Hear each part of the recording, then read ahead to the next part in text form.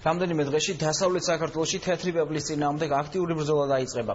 სოფლის მეურნეობის სამინისტროს რუსეთის უნებლობის სააგენტოს უფროსი დღეს ზუგდიდს ეწვია, სადაც რწმუნებულებისთვის სპეციალისტებთან ერთად ორდღიანი ტრენინგი გაიმართება. გაეროს განვითარების პროგრამის ხელშეწყობით ადგილობრივ თვითმმართველობებში შესაბამის სამსახურებს გადაამზადებენ, რის შემდეგაც ზუგდიდსა და გალის რაიონის სოფლებში 2000-მდე ჰექტარი ბიოლოგიური პრეპარატით დამუშავდება. თეთრი პეპელა დასავლეთ საქართველოში ეს არის ძალიან დიდი პრობლემა, რომელიც ძალიან დიდ ზიანს აყენებს სასოფლო სამეურნეო სავარგულებს. აქედან გამომდინარე და ეს მის წინააღმდეგ ბრძოლა აქტიურად დაიწყება ძალიან მალე, ალბათ 10 დღეში, მაქსიმუმ, როდესაც თეთრი პეპელა დაიწყებს აქტიურად ფრენას. დღევანდელი შეხვედრა არის ორდღიანი ტრენინგის დასაწყისი, რომელსაც ატარებს რუსეთის უნებლობის სააგენტოს წარმომადგენლები.